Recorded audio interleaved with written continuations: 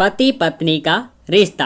दोस्तों, हमारे जीवन में हर रिश्ते का एक अलग महत्व होता है। हर रिश्ते के लिए एक अलग स्थान होता है। हर रिश्ते का एक मतलब होता है और हर एक रिश्ते का एक सफ़र होता है। यह सफ़र कभी ना कभी कहीं ना कहीं ख़त्म होता है। बस एक पति पत्नी का रिश्ता ऐसा होता है जिसका ये सफ़र आखिरी सांस तक चलता है। आधुनिक विज्ञान के ज़माने में हमने बहुत ज़्यादा तरक्की कर ली, हम बहुत होशियार हो गए, लेकिन कभी कभी हमारे जैसे होशियारों को भी कुछ गंवार लोग ऐसे मिल जाते हैं जो हमें काफ़ी कुछ सिखा जाते हैं। बस अभी 1 महीने पहले की ही तो बात है। घर के पिछले भाग में माटी डालने का एक प्लांट लगाने का काम रमन और कल्ला इन पति पत्नी के जोड़े को दिया था। पहले दिन दोनों आए, दोनों ने खूब अच्छा काम किया। दूसरे दिन सिर्फ रमन आया, शायद कला बीमार होगी। उस दिन दोपहर में मेरे साथ खाना खाने के लिए मैंने रमन को बहुत आग्रह किया। कई बार उससे कहा कि मेरे साथ खाना खा लो, लेकिन वह माना ही नहीं। वह बोला कला नाराज हो जाएगी। मैं बोला अरे रमन, तुम कितना डरते हो अपनी बीवी से। वह बोला मैं नहीं डरता साहब, कदर करता हूँ उसकी, सम्मान करता हूँ उसका। मुझे उसके शब्दों पर हंसना आ गया। मैंने उससे कहा अरे क्या रखा है उसमें, ना रंग है ना रूप है, फिर क्यों इतना उसके पीछे पीछे भागता है। वह बोला कोई फ़र्क नहीं पड़ता साहब, रंग हो या ना हो, रूप हो या ना हो, लेकिन फिर भी वही मुझे जग में सबसे प्यारी लगती है। मैं बोला तू तो पूरा जोरू का गुलाम लगता है, क्या तुझे अपने पत्नी के अलावा बाकी रिश्ते महत्वपूर्ण नहीं लगते। उसने शांति से जवाब दिया देखिए साहब, माँ बाप तो भगवान होते हैं तो उनकी पूजा करनी चाहिए। भाई बहन का रिश्ता तो जन्मजात होता है और दोस्ती का नाता तो सिर्फ काम या मतलब के लिए होता है और बाकी सारे संबंधी मतलब के लिए ही होते हैं। अब देखिए, जैसे कि आपका और मेरा नाता भी काम और पैसे का ही है ना, लेकिन साहब पत्नी हमारी कोई नज़दीकी रिश्तेदार तो होती नहीं है, फिर भी वे अपने सारे संबंधों को छोड़कर हमेशा के लिए हमारी हो जाती है और हमारे हर सुख दुख में, हर दिन रात में, हर ऋतु में हमारा साथ देती है।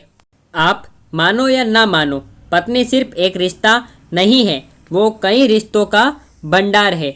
जब वे हमारी हर इच्छा पूरी करती है, हमारी देखभाल करती है, हमको लाड लडाती है, तब वे किसी माँ की भूमिका निभा रही होती है। जब वे हमें अपने वर्तमान परिस्थिति की समझ देती है और जब हम अपनी कमाई उसके हाथों में लाकर देते हैं, तब हमें विश्वास होता है कि वे उसका सही इस्तेमाल करेगी और हमारे साथ कुछ बुरा नहीं होने देगी। तब वे बाप की भूमिका निभा रही होती है, जब हमारे बारे में चिंतित होती है और जब वे हमें हमारी गलतियां को बता रही उसे सुधारने का मौका देती है।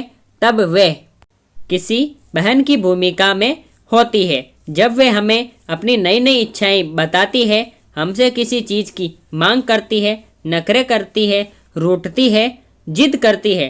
तब वे किसी बेटी जैसी होती है। जब वे हमें कुछ नया सिखाती है, हमसे झगड़ती है, तब वे किसी दोस्त की तरह होती है।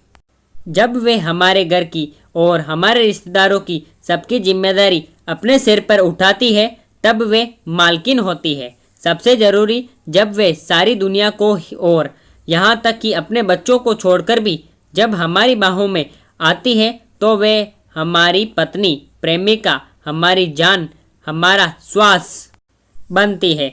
अब आप ही बताइए साहब, अगर मैं उसकी इज्जत करता हूँ, उसकी कदर करता हूँ, तो क्या मैं कोई गलत काम करता हूँ।